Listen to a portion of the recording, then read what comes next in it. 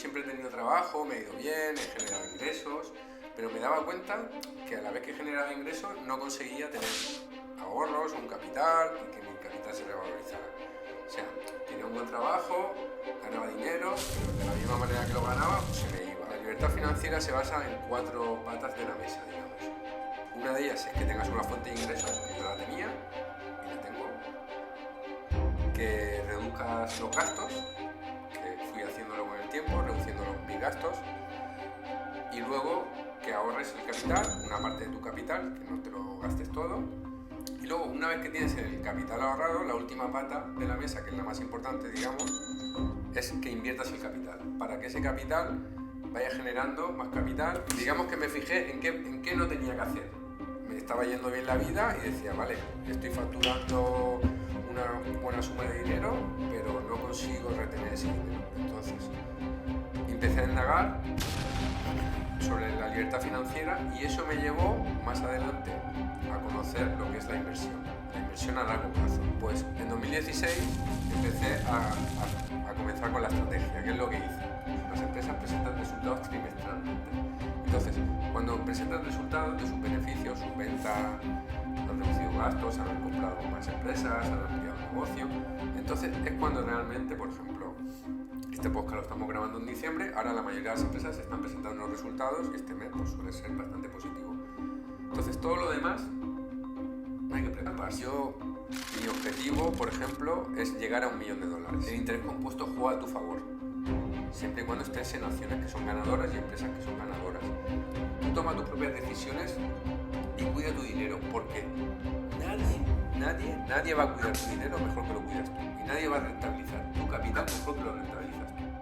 Nadie se va a preocupar por tu capital como lo puedes hacer tú.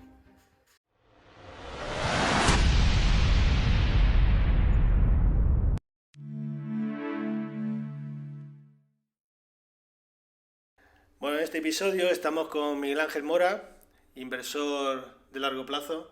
Hola Miguel Ángel. Hola. ¿Qué tal? Nos acompaña también Javi, del equipo de Activa el Modo. Muy buenas. Buenas. Pues nos va a contar Miguel Ángel cómo empezó su inversión, en quién se basó, en quién se apoyó y cómo le va hasta ahora. Vale, yo voy a comentar un poquito desde el principio cómo es mi estrategia de inversión. A mí me gusta invertir en bolsa a largo plazo, no soy una persona que haga trading, soy más inversor, digamos, de acciones que de operar en corto, y yo llegué a la inversión gracias a que hace 7 años empecé a documentarme sobre libertad financiera y ese fue el primer paso que me llevó luego a la inversión. ¿En qué año fue eso? Pues fue en 2016, si no recuerdo mal o así. ¿Y al qué principio. ¿Qué te llevó a tomar esa decisión? Pues mira, buena pregunta. Voy a empezar la historia desde el principio. Pues me llevó a determinar que yo siempre he tenido trabajo, me he ido bien, he generado ingresos, pero me daba cuenta que a la vez que generaba ingresos no conseguía tener ahorros o un capital y que mi capital se revalorizara. O sea, tenía un buen trabajo, ganaba dinero, pero de la misma manera que lo ganaba, pues se me iba. O lo reinvertía en el negocio, pero no conseguía hacer cada vez la bola más grande. Entonces, eso me llevó a documentarme a través de YouTube y de algún libro que también leí sobre libertad financiera, que es la libertad financiera. Entonces, la libertad financiera se basa en 4 patas de la mesa, digamos.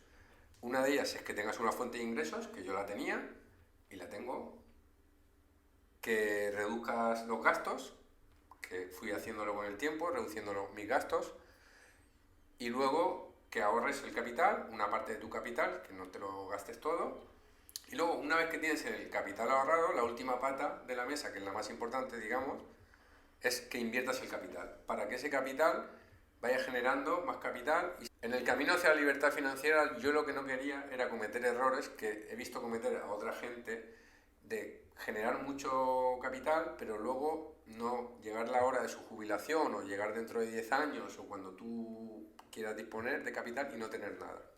Entonces, digamos que me fijé en qué no tenía que hacer. Me estaba yendo bien la vida y decía, vale, estoy facturando una buena suma de dinero, pero no consigo retener ese dinero. Entonces, empecé a indagar sobre la libertad financiera y eso me llevó más adelante a conocer lo que es la inversión a largo plazo. ¿Por qué te decidiste por la inversión a largo plazo y no en trading, en bonos, En bienes raíces, cualquier tipo de inversión? Por la disponibilidad del capital, que no necesitabas tanto capital y que la disponibilidad del capital la tenías más fácil. En perfil de trading no me basé porque, digamos que al mentor o a la gente a la que yo seguí, no te recomendaban que hicieras trading. Porque es muy difícil mantener una rentabilidad constante en una persona que no conoce ese mundo durante mucho tiempo y ser ganador. Y al final lo que tienes que ser es ganador durante mucho espacio de tiempo. Entonces yo no tenía los conocimientos, tampoco quería aprender esos conocimientos, no tenía tiempo, tengo mis negocios que tengo que gestionar y no quería dedicar ese tiempo. Pero sí que tenía la facilidad de poder aprender de gente que ya lo había hecho antes a invertir a largo plazo en acciones. Con poco capital, sin tener que desembolsar mucho capital, empezando poco a poco, no como si tuvieras que comprar bienes raíces, que tienes que hacer un desembolso mayor, o comprar bonos que, por ejemplo, pues no considero que den tanta rentabilidad. Buscaba como un término medio en el cual tuviera una buena rentabilidad, no tuviera que tener tantos conocimientos, no tuviera que estar 24 horas pendiente de operar o no operar, y digamos que plantar la semilla y que la semilla fuera creciendo. En tu elección eliges las acciones. Sí. ¿Y en qué momento, o sea, qué cantidad decides invertir de inicio y qué acciones decides comprar en ese momento? Vale, pues en 2016 empecé a comenzar con la estrategia. ¿Qué es lo que hice? Empecé a ahorrar una parte de los ingresos que tenía por los negocios, abrí una cuenta nueva en otra entidad bancaria para no tocarlo, que eso te lo dicen en los conceptos básicos de libertad financiera, que tengas una cuenta aparte en la cual el primero al que te pague seas tú. El día 1 te pagues a ti, como si fueras una parte de los gastos. Entonces,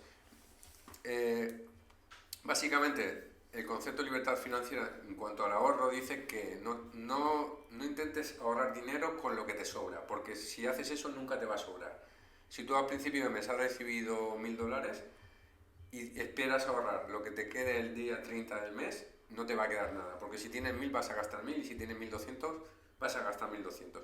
En cambio, si tú recibes $1.000 el día 1 y ese día tienes una transferencia automática a otra cuenta en la cual no la utilizas para tu día a día, sino solo como fuente de ahorro y destinas, por ejemplo, un 20%, un 30%, lo que tú seas capaz de poder ahorrar, $200, lo que sea, pues lo vas acumulando. Entonces yo hice eso. Empecé en 2016 y fui acumulando capital. ¿Cuánto capital acumulé?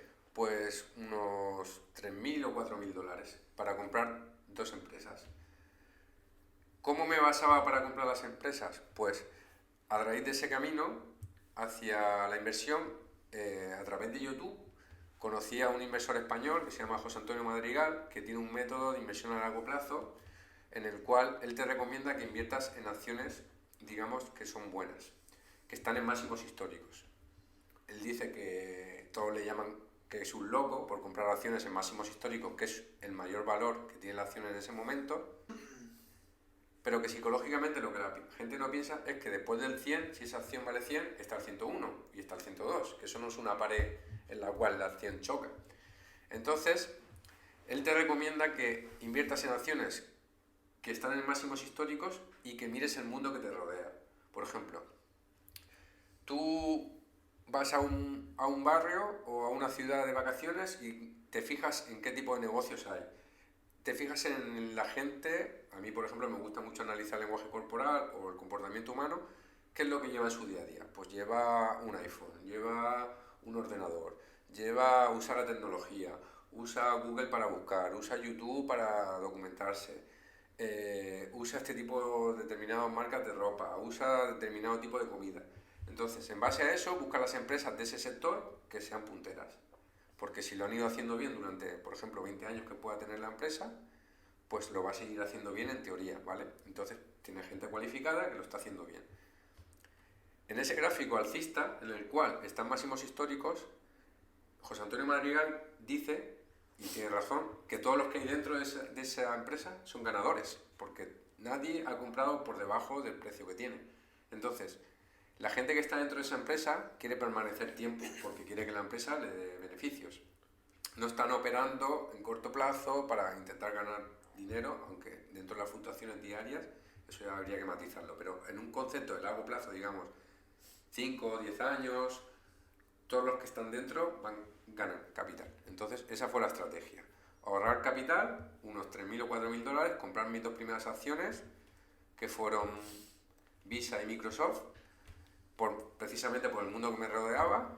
Yo tengo un negocio, veo que prácticamente el 100% de las personas que te pagan con tarjeta de crédito o usa Visa o usa Mastercard. Vi las dos empresas, que son muy paralelas a los gráficos, pero me decanté por Visa. Me gustaba, los gráficos los veía mejor rentabilidad, lo mismo que con Microsoft. Es una empresa que en su sector es dominante y me decanté por esa. Esas fueron las 2 primeras aportaciones. Muy bien. ¿Y cuál crees que es el capital o el que tú que recomiendas a la gente que esté empezando o que tenga pensado invertir en bolsa, el capital mínimo que necesita? A ver, yo creo que para comprar acciones tienes que calcular los costes de las comisiones que te van a cobrar. Entonces, si una acción vale 10 dólares, por ejemplo, y la comisión que te va a cobrar el banco en donde tienes tu cuenta de valores, tu portfolio, suele ser en España, por ejemplo, los bancos, unos 30 dólares por compra. Entonces, si vas a comprar una acción, no te compensa, porque el precio de la acción sube. Si vas a comprar 10 acciones, tampoco. Entonces tienes que calcular en el cual la compra total que haces de la acción diluya la comisión. Eso es importante a tener en cuenta. Entonces, por ejemplo, a partir de 1.000, 2.000 dólares es la compra mínima que yo diría que comprasen. Primero que ahorrasen el capital y que comprasen a partir de 1.000, entre 1.000 y 2.000, para que si tienes una comisión, el precio de la comisión queda muy diluida dentro del paquete de acciones que has comprado y solo repercuta sobre el precio pues unos céntimos que el día siguiente, con la variación que va a haber, o en 2 días la vas a recuperar. Pero si tú compras pocas, puede ser que incluso la comisión sea el doble del precio que estás comprando, entonces no te compensa. O sea, lo que aconsejas es una partida de tu sueldo habitual, destinarla a inversión, Sí. y a partir de ahí, cuando tienes, depende de la empresa Sí. que vayas a comprar y el precio que tengas, cuando tienes un capital, vamos a decir, decente, un capital en función de la empresa a partir de ahí empezar a comprar. Exacto. O sea, no comprar mensualmente, sino tener un capital. Al principio no. Al principio yo lo hice así, guardé un capital y con eso compré. Luego ya cuando ya vas más rodado, si quieres ir haciendo aportaciones sobre las empresas que ya tienes, pues bien. Pero siempre que tengas un capital considerable, no hagas pequeñas aportaciones. Espérate un poquito. Si vas a largo plazo, para 15 o 20 años, te da lo mismo comprar hoy que dentro de 2 meses. La acción va a valer muy poca diferencia. Entonces te interesa guardar más capital. ¿Hay alguna época del año en la que aconsejan más compra o...? A ver, lo que explica, por ejemplo, este señor, que ojalá algún día podamos traer aquí al podcast para conocerlo, sería la hostia para mí, es que da igual lo que hagas. Durante el año la acción va subiendo y bajando. Pueden haber momentos en los cuales haya una noticia, porque digamos que Google presenta, como ha presentado ahora, una inteligencia artificial y ese día tenga una subida del 6%, pero luego el mercado al final la va colocando en su sitio y puede subir un 1% en comparación como estaba antes de presentar, por ejemplo, la tecnología o cualquier tipo de novedad. Pero sí que es verdad que en el año hay 4 momentos en los cuales las acciones suelen rendir más, que es cuando presentan resultados. Las empresas presentan resultados trimestralmente. Entonces, cuando presentan resultados de sus beneficios, sus ventas, han reducido gastos, han comprado más empresas, han ampliado el negocio, entonces es cuando realmente, por ejemplo, este podcast lo estamos grabando en diciembre, ahora la mayoría de las empresas están presentando los resultados y este mes pues suele ser bastante positivo. Entonces, todo lo demás no hay que preocuparse. Dentro de mi estilo de inversión, para una persona que hace trading, eso le da igual, lo hace diario, busca comprar abajo, vender arriba, pero para una persona que va a largo plazo, hay 4 momentos del año en los cuales tu cartera se va a ver más revalorizada, pero durante el resto del año no va a haber una revalorización si las acciones son buenas, pero muy progresiva. Yo volviendo un poquito para atrás, Sí. al principio de la charla, para la gente que nos esté viendo, hay mucha gente que gana 1.200, 1.000 euros, 1.500, lo que se llama 1.000 euristas. Sí.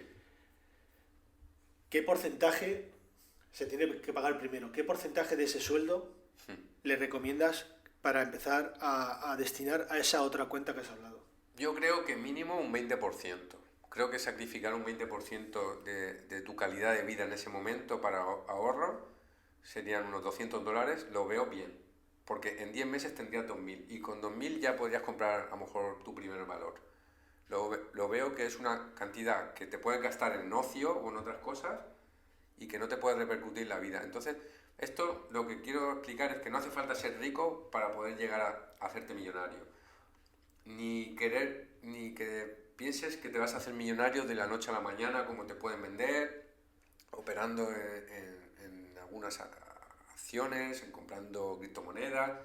Se puede hacer, hay gente que lo ha hecho, sí, pero no es lo normal. Lo normal es que tú recoges el fruto de tu trabajo. Tus ingresos en tu día a día, en tu vida, vienen de tu trabajo, que es el fruto de tu trabajo. Tú puedes tener un negocio y que un día te entre un cliente y te haga una facturación porque has vendido esto y esto de 5.000 euros. Pero si tu día a día, tú tienes una línea en la cual todos los días facturas 500 euros, a final de año es tu capital. Has facturado tus 15.000 euros mensuales y 180.000 euros al año. Puedes tener un día bueno, un día malo, pero a la larga es mejor. Entonces, si ahorras $200 de forma progresiva, te das cuenta de cómo de fácil va creciendo tu hucha. ¿Cuánto es el tiempo necesario para tener la libertad financiera? ¿Cuándo crees tú que la vas a alcanzar? Vale, yo con la inversión que tengo ahora, mi objetivo, por ejemplo, es llegar a $1 millón. No estoy ni de lejos. Creo que la puedo alcanzar con una estimación más o menos razonable en unos 15 años. Pero es verdad que la voy actualizando. Hace un año eran 18, pero como mi cartera ha ido creciendo, pues la tengo más cerca. A raíz que van pasando los años, la veo como más cerca. Quizás a lo mejor dentro de 2 años, si me haces esta pregunta, te diría, Juan, pues la voy a conseguir en 11. O sea, te favorece el interés compuesto. Exacto. La magia de la inversión a largo plazo, que es lo que explica este señor que tenéis aquí detrás, Warren Buffett, es que el interés compuesto juega a tu favor. Siempre y cuando estés en acciones que son ganadoras y empresas que son ganadoras. Cuando llegas a tu primer 100% de rentabilidad, todo es más rápido y más fácil. Y te crece todo más rápido. Entonces la clave de esta inversión es el tiempo. El tiempo.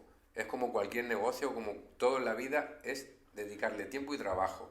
O sea, cuanto antes empieces, antes Sí. consigues. Sí, es un poco frustrante para nosotros porque yo empecé tarde, lo que se podría considerar tarde, pues a lo mejor tengo 44 años, pues en ese momento tendría unos 37 o así. Ojalá hubiera empezado antes, pero bueno, te das cuenta que nunca es tarde, porque al final consigues los objetivos. Hay inversores de los mejores de Wall Street que han conseguido su fortuna ya pasado los 60, por el tema del interés compuesto, por lo que hablamos. Supongamos que consigues tu primer millón y has tardado 15 años en conseguirlo. Para conseguir el segundo millón, si has tenido una rentabilidad mantenida, por ejemplo, digamos un 20%, es una rentabilidad alta, ¿vale? Pero yo, de momento, puedo demostrar que se consigue. En 5 años volverías a tener otro 100% de rentabilidad y te hubieras duplicado a $2 millones. Si lo sigues haciendo, en otros 5 años, en 10 años, tendrías $4 millones. Entonces, el interés compuesto juega mucho a tu favor. Es la magia que tiene el interés compuesto. Entonces la clave, lo que le dirías a los jóvenes es que empiecen ya. Que empiecen cuanto antes. Que lo hagan cuanto antes. Que se lo quiten de otros caprichos que usan en su día a día o que gastan en su día a día. Sacrifiquen ese café, ese salir ese día, ese cine. No quiere decir que te conviertas en un ermitaño, sino que dediques ese dinero nada más cobrar a ahorrarlo y luego a invertirlo. Y reduzcas tus gastos por el camino también. O sea, que la gente joven que nos escucha, el primer trabajo que tenga, el primer sueldo, yo creo que es la clave ahí. Las personas jóvenes que no tienen familia, no tienen que mantener, no tienen cargo, que aprovechen y... Es muy importante, si eres joven y vives en casa de tus padres, que tienes esa facilidad, aprovecha para rentabilizar tu dinero al máximo. Tienes la ayuda de ellos que te dan de comer, te dan una casa, te dan un techo, y estás ganando un sueldo, independientemente del sueldo que sea, intenta invertirlo. Es una mentalidad que, por ejemplo, los judíos lo hacen. Ellos, en la Torá viene que tienen una parte de su sueldo que destinan a inversión y ahorro, por si pasa algo. Ellos usan entre un 20 y un 40%, llegan mucho más allá.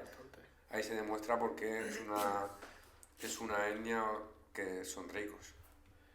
Vale, entrando más en profundidad, para la gente que está empezando, Sí.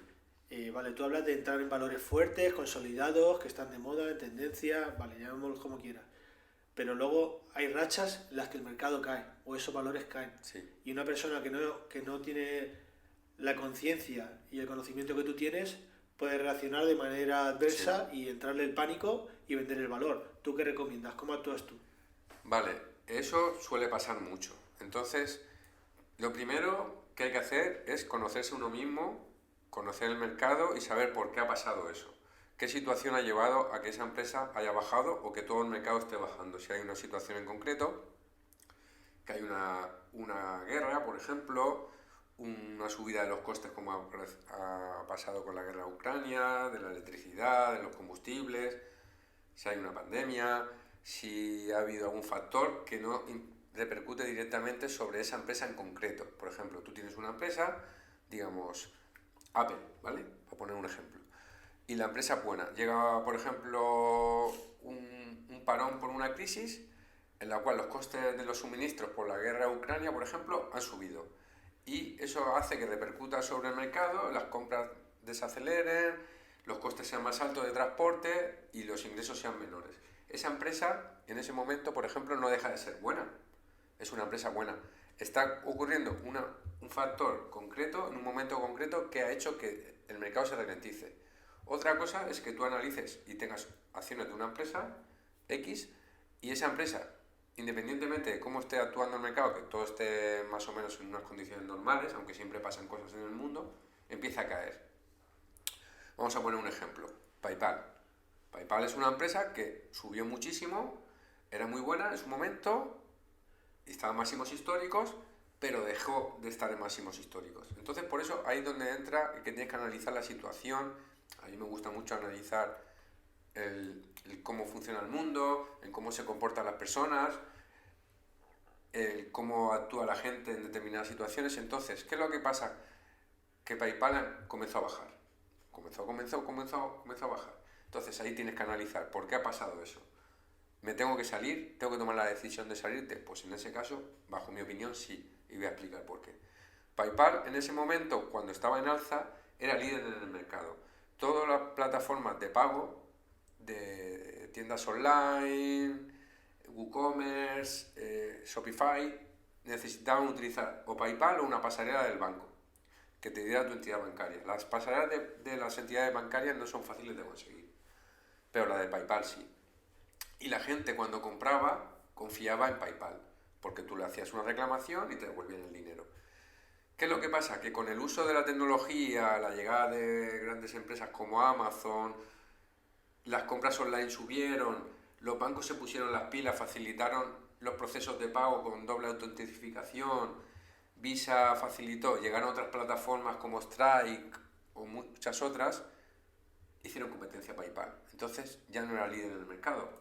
Era un servicio que estaba más bien ya obsoleto bajo ese modelo de negocio. Entonces eso es lo que le ha ido pasando. Entonces en el momento en el que tienes que tomar una decisión si vender o comprar una empresa, tienes que tener en cuenta ese tipo de factores. No es fácil, pero para eso tienes que leer, tienes que documentarte, tienes que estar al día, te tiene que gustar y tienes que hacer caso a la gente que sabe un poquito también, no ir también tú a lo loco. Y mi consejo es que no tengas pánico. En el momento en el que sucede una situación, no enseguida te entre el pánico. Espérate, reflexiona, a ver qué ha pasado. Han habido crisis que yo he vivido y que el mundo no ha percibido. Por ejemplo, en 2018, como todas mis acciones están en Estados Unidos, en Wall Street, Trump hizo una guerra comercial con China. Y eso a nivel mundial no repercutió, por ejemplo, en Europa no nos afectaba. Era una guerra que ellos tenían con los aranceles. De hecho, Trump dijo que cualquier empresa que no fabricara en Estados Unidos iba a ser penalizada con aranceles, con impuestos. Hay muchas empresas como Apple, por ejemplo, volvemos a hablar de ellos, que sus componentes se fabrican en China, que su mercado de manufactura está en China, u otras muchas. Yo hablo de ella porque la tengo en mi cartera. Y tuvo una bajada en ese último trimestre del 2018 de un 30%. Pero te tienes que mantener tranquilo, porque tú sabes que eso es un tira floja entre un país y otro. Que al final, la empresa, lo que decía, no deja de ser una buena empresa. Solo era un momento estratégico en el cual Trump quería buscar unos objetivos y China quería otros. Al final se sentaron, se reunieron, solucionaron el problema y ya está. Bueno, entrando un poquito más en profundidad, Miguel Ángel, ¿nos puedes decir en qué valores estás invertido?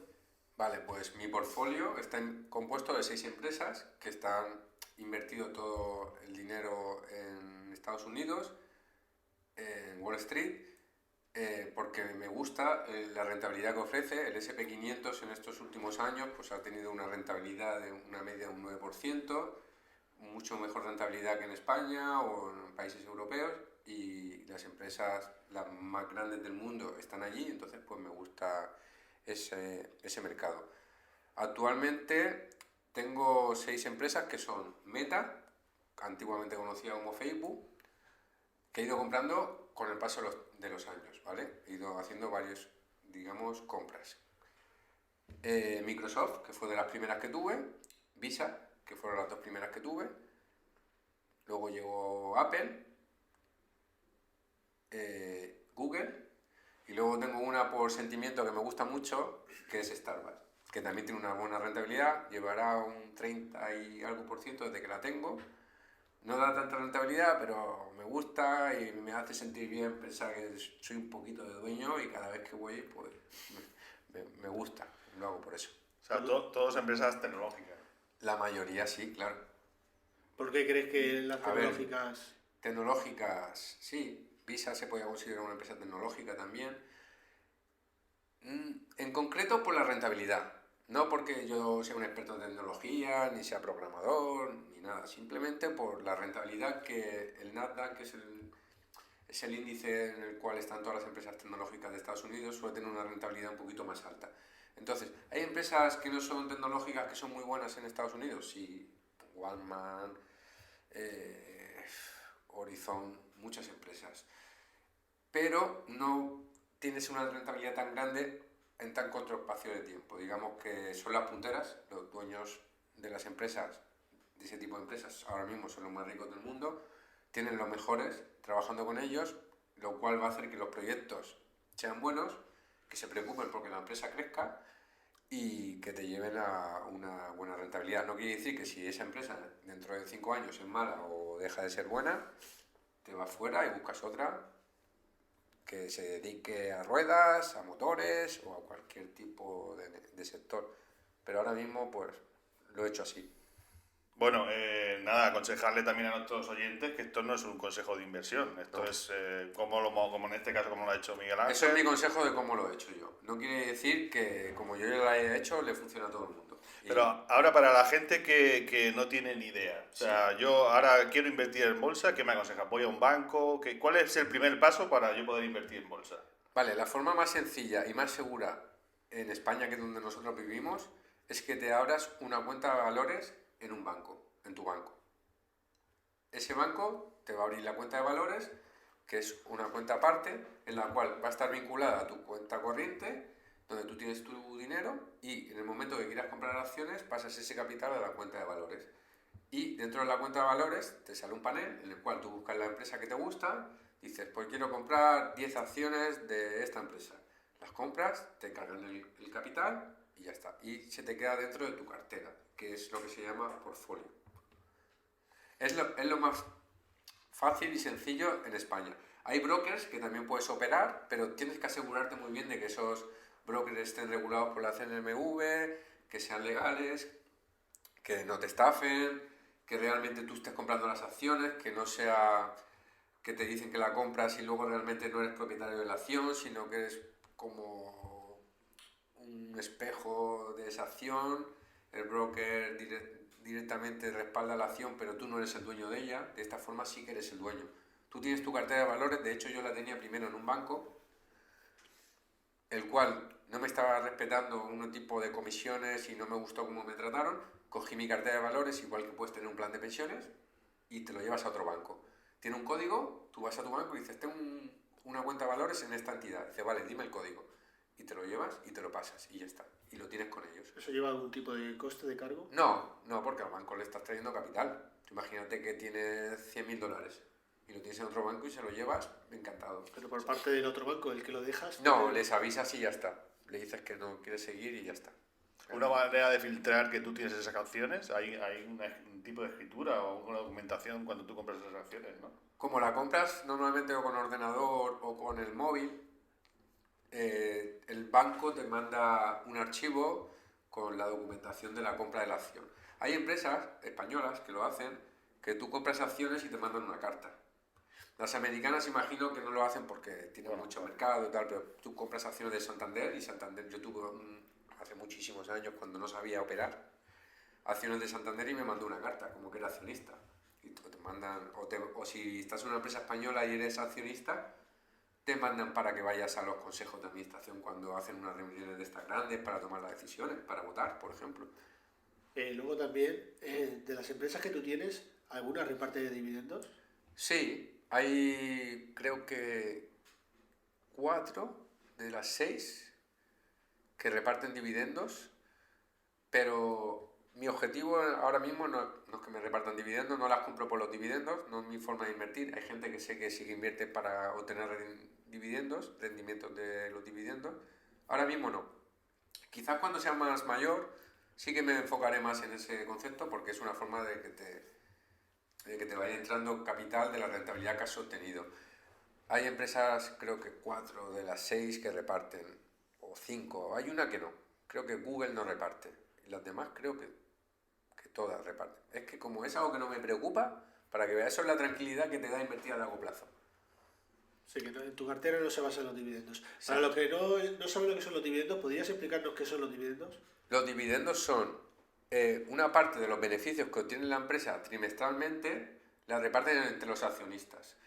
Antiguamente era como la gente le gustaba invertir, la gente de los 60 pues compraba acciones para luego obtener dividendos. Es como una paga, un ingreso, para hablando así fácil, que te paga la empresa por ser socio. Digamos que la empresa factura $1.000.000, que tengo 1.000.000 de accionistas, pues $1 para cada accionista. Entonces, Por acción.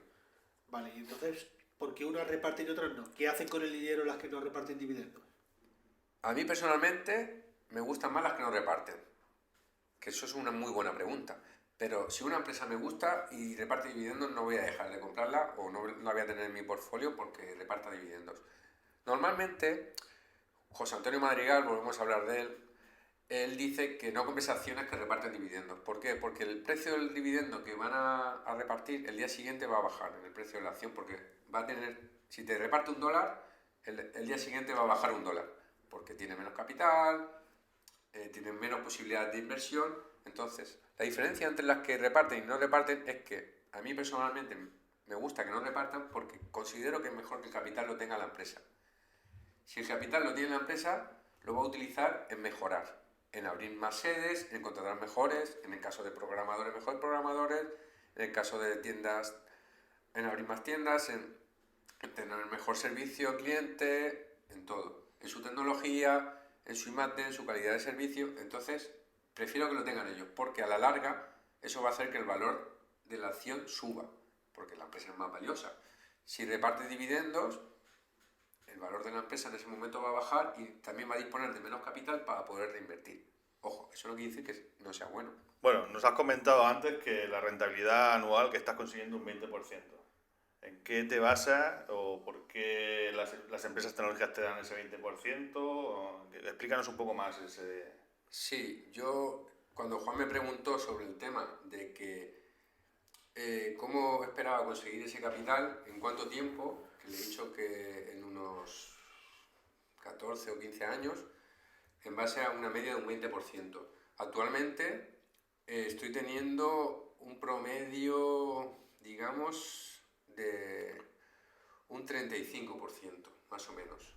Ha habido un año que fue el año pasado, que tuvo un rendimiento negativo de un menos 35%. Pero este año, por ejemplo, llevo, a fecha de hoy, que lo he mirado antes de venir, entre el 55 y el 60%. Creo que estoy cerca del 60%, pero para ser exacto, por ahí, entre el 58% de rentabilidad. Porque, ¿qué es lo que pasa? Que yo ya he superado el 100% de rentabilidad. Entonces es mucho más rápido y más fácil conseguirlo. Ahora mismo, a fecha de hoy, en mi cartera tiene un 128% de rentabilidad. Está muy bien. Está muy bien.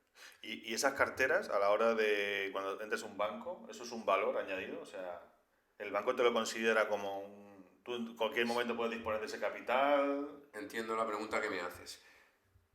La cartera de valores es capital y es, digamos, que es patrimonio. A la hora de obtener otro tipo de financiación, forma parte de tu patrimonio, igual que puede ser una vivienda, una propiedad, una empresa que te tasen para darla como aval para otro tipo de negocio o para comprar una propiedad. Es patrimonio. Luego, lo bueno que me gusta de las acciones, que por eso también invierto en acciones y no, por ejemplo, en bienes raíces, que también es una buena inversión, pero de momento no soy ese perfil de inversor, es la facilidad que te da la disponibilidad de obtener cash rápido. Explico en qué consiste obtener cash rápido. Si tú mañana necesitas $5.000, tú puedes vender una parte de tu cartera y automáticamente ese dinero llega a tu cuenta en un día. Siempre tienes que invertir en acciones en las cuales están en mercados que hay bastante volumen, como es este caso, y que hay mucho volumen de operaciones, entonces es muy fácil venderlas. Entonces, normalmente en cuestión de minutos las tienes vendidas. Tú das una orden de venta, dices, quiero vender a este precio. La acción vale 100, pues la quiero vender a 100. O me quiero asegurar, la voy a vender a $99. Le marcas una opción de venta, ¿qué tiene? 100 acciones, pues quiero vender 10, porque necesito ese capital porque es para algo muy necesario. O porque quiero ir soltando peso en esta empresa y pasándolo a otra. Lo tienes inmediato, eso es lo que me gusta. La disponibilidad que te da invertir en acciones de tu propio capital. Eso no te lo da, por ejemplo, invertir en bienes raíces. Tú puedes tener una propiedad que valga $1 millón, es una propiedad fantástica, pero no la vas a vender de un día para otro.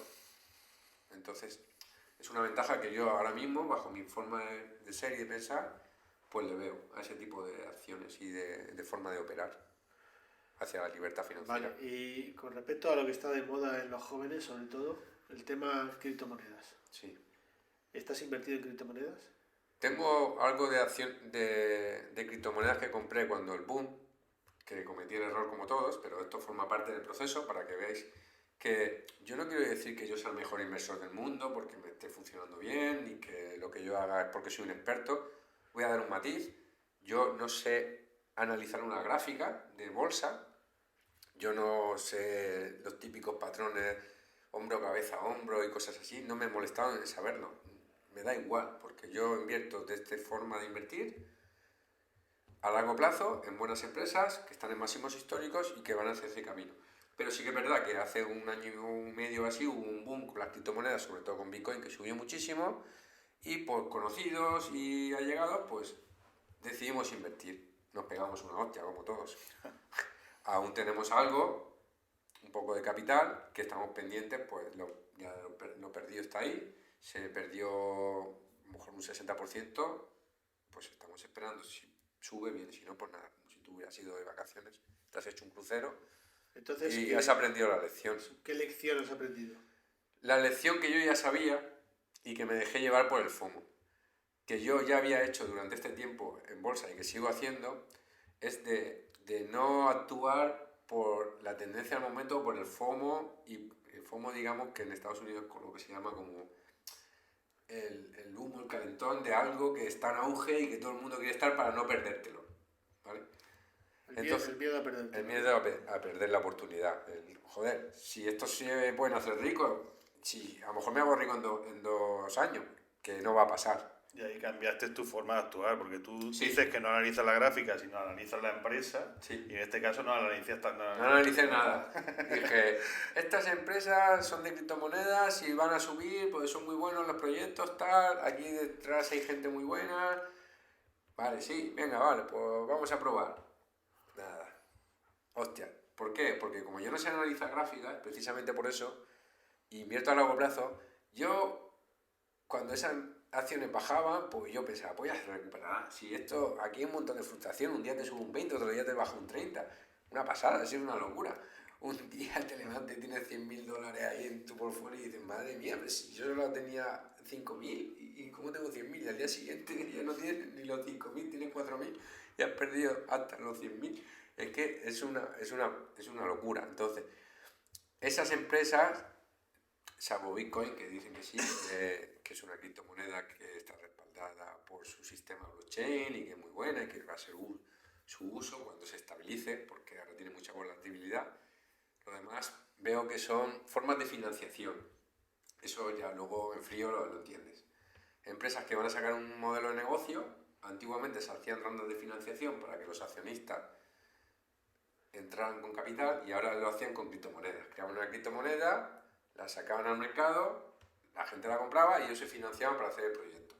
Que el proyecto salía bien, bien, que no salía bien, o que era incluso una estafa, lo que se llamaban scam, pues también, seguro que alguna de esas no hemos comido. Hay mucha manipulación. Me equivoqué, pero forma parte del camino a aprender. Pero siempre te tienes que equivocar con un capital que no te suponga un problema.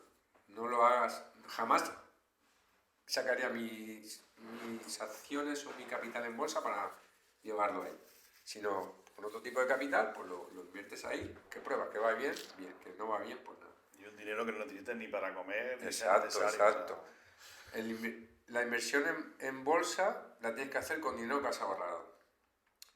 Si llega un momento clave en tu vida que lo necesitas por cualquier momento, por cualquier situación, lo puedes disponer, es lo bueno que tiene, lo puedes disponer, parte de ella. Bueno, entonces, con respecto a lo que has vivido en criptomonedas y en bolsa, ¿cuánto importante crees que es la psicología en la inversión? Pues yo diría que, si no el 100%, el 90%. La psicología de ti mismo, de conocerte a ti mismo, de no ser impulsivo, de documentarte sobre lo que haces, de aprender de otra gente que lo ha hecho bien. Que yo, gracias a Dios, la inversión que he hecho ha sido leyendo y aprendiendo de gente que lo ha hecho bien. Muchos inversores americanos que tienen libros en castellano, me los he leído, me he documentado y luego también libros sobre lo que tú dices, psicología, sobre tu propio comportamiento, sobre no ser impulsivo, sobre ser tranquilo, tomar decisiones con calma, analizar el mercado, no equivocarte, por ejemplo, como nos equivocamos todos en las criptomonedas. Y si cometes un error, no pasa nada, lo cometes y ya está. Pero aprende, no vuelvas a cometer, no seas idiota y lo vuelvas a hacer. Simplemente aprende la lección y ya está. Y que no te vuelva a pasar, y si te vuelve a pasar, pues que sea con menos. ¿Qué filtro pondrías tú para decir, bueno, he comprado una mala empresa? ¿O qué cantidad estarías dispuesto a perder en una empresa que compres? Claro, eso es importante, porque sobre todo al principio cuando entras en una empresa, cuando ya llevas tiempo, como la empresa ya tiene unos rendimientos, si es una buena empresa, pues ya lo vas sopesando. Pero al principio tienes que intentar entender cuánto estarías dispuesto a perder, porque nunca tienes que dejar perderlo todo. Entonces, si tú, por ejemplo, has comprado una empresa por valor de $1.000, tienes que fijar qué porcentaje de la inversión estás dispuesto a perder, donde tú te sientas cómodo, pero siempre un porcentaje más o menos razonable. Quiere decir, que no pongas un 1%, porque un 1% varía el mercado de un día a otro. Pon una cosa que, por ejemplo, un 10. Yo creo que al principio entre un 10 y un 15 es un porcentaje que puedes asumir. Entonces, si tú entras en una empresa y tienes el momento en el cual la empresa empieza a caer por circunstancias del momento y te baja ese 10%, has perdido $100, te sales y ya está. No pasa nada. Pruebas con otra, o quizás el momento en el que entraste no era el adecuado, muchos factores que no dependen de ti. Pero si no caes de ese 10% y te cae un 6%, pues tú te mantienes. Ahora, es mucho más difícil tomar las decisiones cuando ya llevas más tiempo. Por ejemplo, tienes una empresa que la tienes 3 años, tienes una rentabilidad, digamos, de un 15% anual, tienes un 45% de rentabilidad y te empieza a caer, ahí es cuando tienes que tomar la decisión. Si realmente está cayendo porque la empresa está mal, va mal, lo están haciendo mal, van a dejar de crecer, o por las circunstancias que hemos comentado anteriormente, por circunstancias del mundo que no puedes controlar, que hay una guerra en Palestina, que esa empresa necesita minerales y esos minerales están más caros, cualquier factor. Yo creo que lo normal, que yo entiendo por normal, que puedes asumir para perder, es un 10%. Asume hasta un 10%, lo veo algo normal. Y si ya bajas de ahí, pues ya tienes que planteártelo. No te quedes a ver si se recupera, porque ese es el error principal que cometen la gente que invierte, que espera, ya se recuperará, y ya se recuperará, cuando te quieres dar cuenta, te ha caído un 40%, y recuperar un 40% no es como perder un 40%. Para que vuelvas a recuperar un 40%, como mínimo necesitarías una recuperación de un 60 o un 70% del valor, aproximadamente. Entonces, no es tan fácil que vuelva a ese valor. Entonces, salte antes. Vale, entonces tú estás diciendo que sigues el método de Madrigal, que compras en máximos históricos. Sí, Pero ahora, por ejemplo, Apple viene la pandemia y baja un 50%. sí, No sé si baja un 50, un 40, pero bueno, muchas estuvieron ahí. sí. Si crees que ha bajado todo en conjunto y que va a subir porque es una buena empresa, ¿crees que es buen momento de comprar cuando ha bajado un 40, un 30, un 20? Pues mira, me gusta que me hagas esa pregunta porque yo justamente en pandemia doblé la inversión en mi portfolio. Voy a aportar los datos de las fechas de compra para que lo pongáis en el podcast, de cuándo compré cada acción, con los precios de compra y con el precio actual y la rentabilidad que tiene cada acción y el portfolio total, la rentabilidad que tiene. Y veréis que en mayo del 2020 creo que fue, Sí, sería por esa fecha. abril-mayo del 2020 hice unas aportaciones en varias empresas, porque consideré que las empresas habían bajado como consecuencia de lo que pasó, pero la empresa era buena y tenía precios que había tenido años atrás, que yo podía ganar esos 3 o 4 años volviendo a esos precios y que luego cuando subieran se iban a disparar. Así lo hice y ese año tuve una rentabilidad alta. También a final de año, la empresa, cuando fue todo normalizándose, tendieron a subir. Fíjate, de todas las crisis que he vivido, la única que me ha afectado en un año negativo fue la del año pasado de la guerra de Ucrania. Ese sí que fue un año que en bolsa fue negativo. Y en mi cartera fue, en ese momento, sobre la cartera un 35% de lo que ya tenía generado. No quiere decir que te metas en negativo. Es lo bueno que tienes, que cuando ya llevas tiempo, si te baja un 35% por ese tipo de factores, pues toma la decisión de mantenerte o no. Cuando hay una pandemia o una guerra o cualquier otro factor que los precios de las acciones caen globalmente, tienes que intentar aprovechar la oportunidad. Normalmente, en ese tipo de momentos, la gente suele tener miedo a vender. Ahí es cuando tienes que analizar el comportamiento humano. Lo que te explican grandes inversores como Warren Buffett, Peter Lynch, es que cuando los demás vendan, tú tienes que comprar. Y cuando los demás compren, tú espérate. O vende. Pero si vas a largo plazo, pues espérate. Pero cuando todo el mundo está comprando, es cuando te salen las mayores oportunidades, cuando todo está mucho más barato, cuando tienes oportunidad de que luego compres un precio más económico y tengas mayor rentabilidad dentro de tu cartera. Entonces, es difícil de entenderlo para la gente que no lo hace, pero ese es el concepto. El miedo es un factor psicológico que bueno, salen oportunidades bastante... Sí, bueno. te sorprende, porque yo no soy así, pero te sorprende que la gente sea muy impulsiva ante cualquier cosa que pasa. Que oye una noticia en algo y se deja llevar enseguida por esa decisión o por ese gobierno que hay en ese momento, independientemente de quién gobierne o quién no gobierne. En Estados Unidos la bolsa siempre ha crecido, sean republicanos, sean demócratas, independientemente del presidente que ha habido. Eso, hay un libro que también me leí, que es de Peter Lynch, que es un inversor americano, que se llama Un paso por delante de Wall Street. Independientemente de los presidentes, del color que haya, en Estados Unidos la bolsa siempre sube. O sea, no es tan determinante. Incluso hay veces que pasan guerras, como la Segunda Guerra Mundial, él habla en ese momento, cuando escribe el libro, está ahí arriba, lo tenemos ahí arriba el libro, que a la larga no afectan. En ese momento te parece que es el fin del mundo, pero luego, en el paso del tiempo, es una muesca, simplemente. Entonces tienes que intentar analizar esa situación. Y él da un ejemplo muy claro. En el libro cuenta una anécdota. En ese momento, en esos años, no había ni teléfonos móviles, había teletipo, que es lo que mandaba.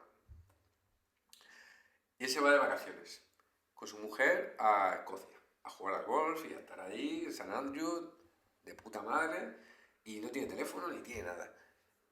Y en Estados Unidos hay 2 días que son los peores días de la historia en ese momento. Que la bolsa cae, creo que recordar, que no sé si eran 300, hablo de memoria, 300 puntos, era una pasada para ese momento. Todo el mundo estaba loquísimo. Oh, no sé qué, pero él no se enteró. Él estaba jugando al golf. Si hubiera estado allí, él lo dice, yo me hubiera vuelto loco, me hubiera empezado a vender, tal. Pero ahí aprendí la lección de que cuando pasaron una semana o 2 semanas, el mercado volvió a recuperarse.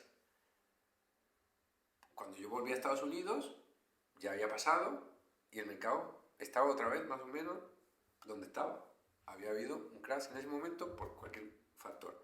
Entonces, él plantea la pregunta en cuanto a invertir en bolsa o hacer trading, por ejemplo. ¿Tú estarías tranquilo si te fueras 2 años a una isla desierta sin cobertura, sin ningún tipo de comunicación con tu portfolio de inversión? Pues en mi caso yo sí. Yo no miro mi portfolio diariamente. De hecho, lo miro muy eventualmente. A veces ni me acuerdo que lo tengo. Entonces, ¿yo estaría tranquilo 2 años? Sí. ¿Una persona que, por ejemplo, opera haciendo trading podría hacer eso? No. No. Porque requiere estar pendiente del móvil o del ordenador continuamente para ganar o perder. ¿Por qué me gusta invertir a largo plazo y no hacer trading? Aparte de que no tengo los conocimientos ni quiero aprenderlos. Porque voy a poner un ejemplo que a mí me gusta poner muchos ejemplos prácticos sobre cómo veo yo las cosas. Para las cosas con ejemplos prácticos, pues la diferencia entre invertir a largo plazo y hacer trading, por ejemplo. ¿Cómo lo veo yo? Es como si tú tienes físicamente 2 campos en los cuales tiene viñedos con cepas para hacer uva, para luego cosechar vino. Entonces, mi forma de entenderlo, si tú tienes un campo de cepas de viñedos en el cual plantas la semilla, dejas que crezca, la vas cuidando, vas dejando que salga la uva año tras año, vas tratándola y vas dejando que el proceso se vaya haciendo madurando de forma eficiente, al final vas a sacar un buen vino. Un vino que normal o bueno. Pero si tú operas haciendo trading, que es lo equivalente a hoy planto esta semilla, mañana no me gusta, voy a plantar otra aquí. No, vamos a probar ahora aquí, vamos a probar ahora aquí. No, hoy he ganado con esta semilla, me está saliendo un buen vino, pero lo voy a vender y voy a probar con esta otra. Es muy difícil que tengas una buena cosecha. Hay gente que se le da muy bien, que gana dinero. Yo no conozco a nadie, habrá gente que lo haga, pero sí que conozco gente que invirtiendo a largo plazo le va muy bien. Entonces, ese es el símil que yo vería entre lo que es hacer trading o invertir a largo plazo, en tener un negocio estable, sólido, con muchos años, en el cual tú has trabajado y te va bien, o estar picoteando dentro del mismo negocio intentando cada día sacar un buen vino de reserva, cuando la reserva la vas a conseguir con el tiempo. Al final, en la inversión en bolsa es una inversión a largo plazo mucho más estable que, por ejemplo, hacer trading. O sea, Como yo lo entiendo, sí. Claro. Bueno, Miguel Ángel, para estructurar un poco, ir cerrando el vídeo, haz un poco un esquema para que la gente entienda qué pasos debe seguir para llegar a lo que tú estás consiguiendo actualmente. Primero, obtén ingresos de una fuente fiable. Tu trabajo, tu negocio, una fuente de ingresos externa. Ahorra ese capital. Inviértelo. Por el camino, intenta reducir todos tus gastos. Esas son las 4 patas de la mesa. Intenta que el capital, una vez que está invertido, vaya obteniendo la mayor rentabilidad posible, intentando estar en las mejores empresas. Yo estoy en ese tipo de empresas, en las que están en máximos históricos, que lo hacen bien en su sector y que son líderes. Ese es, en definitiva. Sé paciente, porque si eres paciente, los primeros años van a ir un poco despacio. Pero conforme pase el segundo o el tercer año, te vas a dar cuenta de lo rápido que crece. Pero es que a partir del quinto o sexto año va a ir mucho más rápido. Yo ahora mismo estoy en el sexto y va muy rápido. No quiero pensar lo rápido que puedo ir cuando lleve 10 años. Porque lo he comprobado en mí mismo, cómo ha ido evolucionando mi cartera. Y sé valiente también. Si tienes que invertir, invierte. Si tienes que ampliar las posiciones, amplíalas. Sigue ahorrando y sigue invirtiendo. Y con respecto a las noticias, que hay muchas noticias de gente catastrofista, de va a caer la bolsa un 30, viene la peor crisis de la historia, el mercado se va a derrumbar, venderlo todo es el fin del mundo. ¿Qué le dices a esa gente cómo se tiene que tomar esas noticias? Tienen que huir de toda la gente que te vende el desastre, que te vende lo mejor también. Que esto es lo mejor, que esto es la panacea. Huir de eso. Tener un pensamiento crítico. O escuchar tanto a los que dicen que esto es un desastre como a los que esto es lo mejor. Y estar siempre en el medio. Tener una opinión crítica hacia un punto y hacia otro. Y tienes también que entender que en todas las épocas, a lo largo de nuestra evolución humana, han habido épocas en las cuales siempre ha habido gente que era el fin del mundo, que era un desastre, que todo se iba a ir a pique, que el cambio climático va a afectar en todo, pero siempre el ser humano se ha adaptado. Surgen nuevas oportunidades de negocio, surgen nuevas formas de mover el capital, surgen nuevas oportunidades. Entonces tienes que tener la mente abierta. Claramente no tienes que ser un estúpido. Si algo va mal, tienes que tomar la decisión de salirte. Pero no porque lo diga el pedagatos que tienes ahí enfrente en la pantalla de tu ordenador o de tu móvil o en las noticias. Que normalmente suelen ser gente que puede estar interesada en que tú salgas de esa posición o tomes esa decisión. O ese factor político que te dice, no hagas esto, no hagas lo otro. Tú toma tus propias decisiones y cuida tu dinero, porque nadie va a cuidar tu dinero mejor que lo cuidas tú. Y nadie va a rentabilizar tu capital mejor que lo rentabilizas tú. Nadie se va a preocupar por tu capital como lo puedes hacer tú. Y con respecto a las nuevas tendencias que hay con la llegada de la inteligencia artificial, ¿crees que le puede afectar a las inversiones?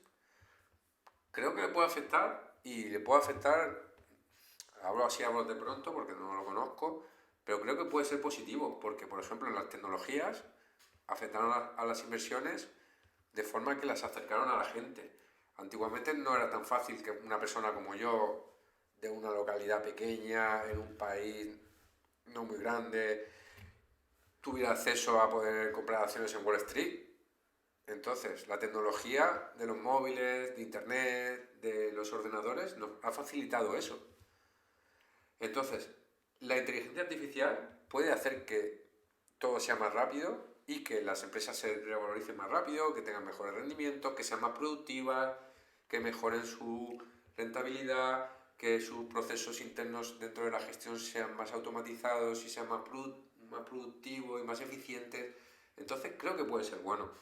No veo que eso suponga que pueda ser un fin del mundo. Sí que creo que puede haber empresas y gente que se quede por el camino. Pero es que eso ha pasado siempre. Ha pasado con la revolución industrial, el que no supo adaptarse se quedó por el camino. Ha pasado en imperios que no han sabido adaptarse a los cambios y se han quedado por el camino. Entonces, habrán empresas que se puedan quedar por el camino y gente que se pueda quedar por el camino, sí. Pero al final la raza humana te ha demostrado que se va adaptando a lo que va pasando con el tiempo. No a lo mejor en un año ni en 2, pero en 10, en 20, en 15, evoluciona. A raíz de la pandemia que tuvimos hace relativamente poco, hubo muchas empresas de medicina que crecieron con un volumen. ¿Te planteas en algún momento cambiar de sector a la medicina o a otro tipo de sector que no sea tecnológico? En empresas, por ejemplo, de medicina como las que hicieron vacunas y eso, no. porque no las conozco lo suficientes como actúan, me podría documentar y a lo mejor tomar la decisión, pero así yo invierto en empresas en las que me siento cómodo estando, que me resulta orgulloso de decir yo pertenezco a esta empresa, ¿vale? O esta empresa, yo soy un pedazo de ella, ¿vale? Entonces, esa empresa pues no me llama la atención, al final también tienes que estar donde te gusta. Entonces, sí que hay un sector que me llama la atención y que creo que el mundo va evolucionando hacia allí, que es el cuidado a la gente mayor. ¿Por qué? Porque la esperanza de vida va subiendo, la gente cada vez muere más tarde y necesita unos cuidados. Hay empresas que están creciendo mucho en Estados Unidos de cuidados a gente mayor. Tengo una que le hago un seguimiento ya de unos años atrás y está creciendo continuamente. Y la verdad que la veo interesante. Ese sector sí que me llamaría la atención, por ejemplo. Estos no son consejos de inversión, que quede claro, que cada uno al final tiene que invertir con su propio conocimiento, asesorarse de expertos. Yo no soy un experto financiero, yo soy una persona normal que tiene sus propias inversiones, igual que si uno abre un negocio y se pega una hostia, se la pega al que abre. No porque uno haya abierto un negocio tiene que ir todo el mundo a abrir el mismo tipo de negocio. Pues no porque a mí me haya funcionado esto bien, le va a funcionar bien a todo el mundo. Sí que es verdad que si se informan, aprenden de la gente que lo ha hecho y siguen esos consejos, es muy fácil, es muy posible que les pueda ir bien. Digamos que si sigues la receta, el pastel lo consigues. El pastel lo tienen. O sea, tienen que seguir la receta. Si tú la sigues, al final la consigues. Vale, dime, quiero hacer un pastel. ¿Qué receta tengo que seguir? ¿A quién? Primero, a ver quién te da la receta. Coge una receta de alguien que lo haya hecho ya.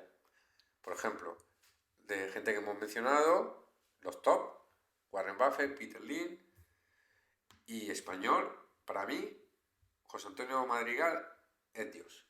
Yo no lo conozco, nunca lo he visto en persona, no he tratado con él, pero me he leído 2 libros suyos que recomiendo. Hay uno que se llama Un monje en Wall Street, que es una pasada, y ese mismo libro, él tiene charlas en YouTube, que las podéis buscar, buscáis su nombre, y os va a explotar la cabeza, porque es que yo cuando lo vi me explotó la cabeza, y solo quería ver vídeos de él, todo el rato, y decía, no puede ser que sea tan fácil, y que lo explique tan bien, y que lo entiendas tan fácil, y que el ser humano tendemos a complicarlo todo mucho más de lo que es. Siempre es mucho más sencillo que todo el murullo que intentamos hacer de entender una gráfica de no sé qué, no sé cuánto. Y él te lo explica tan fácil que dice que te aburra ganando dinero. Abúrrete, gana dinero. Bueno, primera parte del pastel, primera receta, digamos, es formación. Formación con gente que lo haya hecho antes bien. Exacto, gente que ya tenga resultados reales. Vale, siguiente paso de la receta. Pues claramente, obtener el capital, elegir las empresas, invertir. Ese es el segundo paso de la receta. El tercer paso es ser disciplinado y ser paciente y tener en cuenta el tiempo. Que cuando inviertes a largo plazo, tienes que tener en cuenta el tiempo. Y el cuarto y último paso, que es un cúmulo de eso, es la magia que te va a dar el interés compuesto, que es la rentabilidad que obtienes con tus inversiones un día tras otro, porque es muy fácil de entender. Cuando tú tienes un 10% en un año, si has invertido $1.000, tienes $1.100. El siguiente año, la magia del interés compuesto, lo que te hace es que de esos $1.100, si vuelves a obtener un 10%, ya no son $100, serían $110. Entonces ya no tendrías $1.100, tendrías $1.210. El siguiente año, con otro 10%, irías acumulando progresivamente. Ese factor que te va a dar el tiempo, te va a dar que lo vas a conseguir con tiempo, con paciencia y con disciplina. ¿Qué le podemos decir a la... O sea, yo me acuerdo cuando éramos jóvenes y la gente, nuestros padres nos decían ahorrar. ¿Qué le podemos decir a ese público? Esa gente que dice que no, yo prefiero tener 100 euros en la mano a tener 100 euros en la bolsa que lo pierdo. O sea, ¿qué nos pasa hoy día con los bancos? ¿Aconsejas tener dinero parado, aconseja guardarlo. A ver, yo hubo un momento en el cual quería invertir y estaba full invertido. Todo invertido. O sea, tenía los gastos cubiertos y todo invertido. No lo aconsejo tampoco. Yo creo que hay que tener un poquito de capital en el banco para que si tienes una avería en el coche, que si tienes una rotura en casa, que si te quieres ir de vacaciones con tu mujer, con tu familia, con tu novio, con tu novia, con quien sea, lo puedas hacer. Hasta un límite, no sé, 6.000, 10.000 dólares para gente que clase media, ¿vale? En nuestro caso. Todo lo que supere 10.000 dólares, bajo mi opinión, no te hace falta en el día a día tenerlo en un banco ahorrado. Porque no se revaloriza, el paso del tiempo, hay un factor que juega en tu contra, que es la inflación, que el dinero vale menos y vas a ir perdiendo poder adquisitivo. De hecho, estos últimos años la inflación se ha comido el poder adquisitivo de la mayoría de Europa o del mundo, vamos. Pero en Europa ha sido bestial. En España, vamos, increíble. Entonces, tener capital, pero un poquito, lo demás tenerlo todo invertido y tener cubierto tu día a día. No pasar penumbras para tener dinero invertido y luego no poder permitirte salir a cenar con tu mujer un sábado. Hay que entender que una cosa es ahorrar y otra cosa es vivir por debajo también de tu calidad de vida. Tienes que tener una calidad de vida.